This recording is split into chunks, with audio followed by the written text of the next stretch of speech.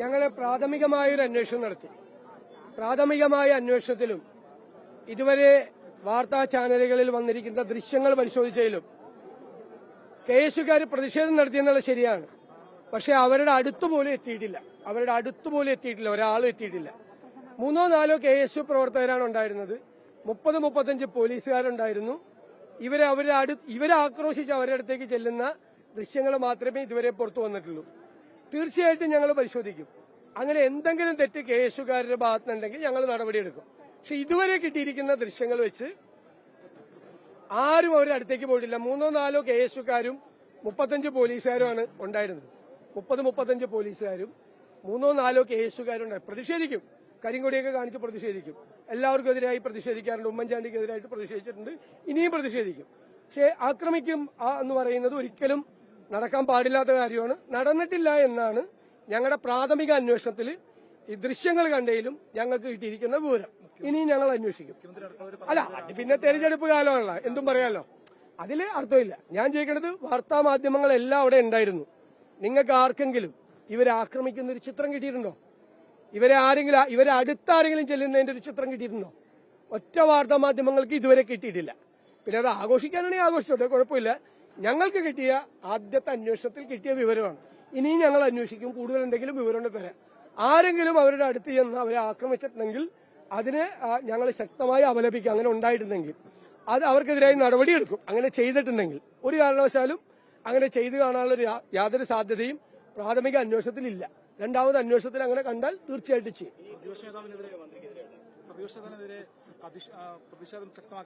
അല്ല, അതൊക്കെ ചെയ്ത് എനിക്കെതിരെ പ്രതിഷേധിച്ചു. എനിക്കൊരു വിഷയമില്ല. ഞാനാണല്ലോ ഭരിക്കുന്നത് കേരളം. ഞാനാണല്ലോ കേരളം ഭരിക്കുന്നത്.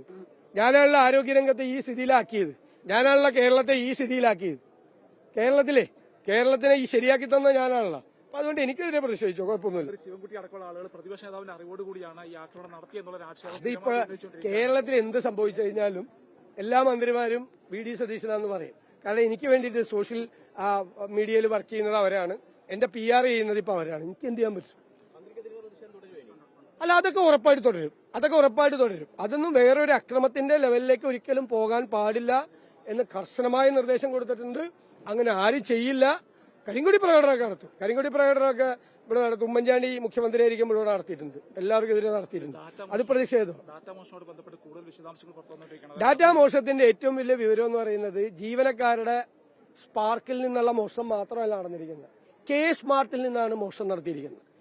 മുഖ്യമന്ത്രിയുടെ OSD officer on special duty Sriram Sambasiva Rao അയച്ചിരിക്കുന്ന കത്തിൽ പറഞ്ഞിരിക്കുന്നത് പേരും വിലാസവും ഉൾപ്പെടെയുള്ള 8 വിവരങ്ങൾ ഈ സ്മാർട്ടിൽ നിന്ന് കൊടുക്കണമെന്നാണ് പറഞ്ഞിരിക്കുന്നത്.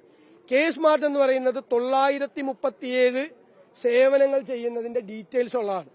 അതായത് ലക്ഷക്കണക്കിന് ആളുകളുടെ, ജീവനക്കാരുടെ മാത്രം ലക്ഷക്കണക്കിന് ആളുകളുടെ ഡാറ്റാ മോഷണമാണ് മുഖ്യമന്ത്രി ഓഫീസ് നടത്തിയിരിക്കുന്നത്. മുഖ്യമന്ത്രിയോടുകൂടി അറിവോടുകൂടിയാണ് ഈ ഇന്ത്യയിലെ തന്നെ ഏറ്റവും വലിയ ഡാറ്റാ മോഷണം നടന്നിരിക്കുന്നത്.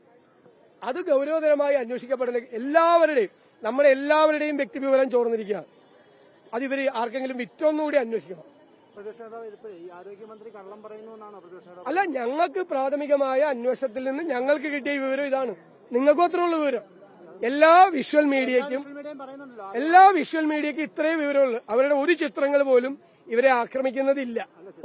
അല്ലല്ല, അന്വേഷിക്കട്ടെ. ആദ്യഘട്ടത്തിൽ ഉള്ള വിവരം ഇതാണ്. ഒരു ആള് അങ്ങനെ 3-4 കേസുകാരും 35 പോലീസുകാരുള്ള അടുത്ത് ആരെ ആക്രമിക്കാനാ? അതൊക്കെ നോക്കട്ടെ, നമുക്ക് അന്വേഷിക്കട്ടെ.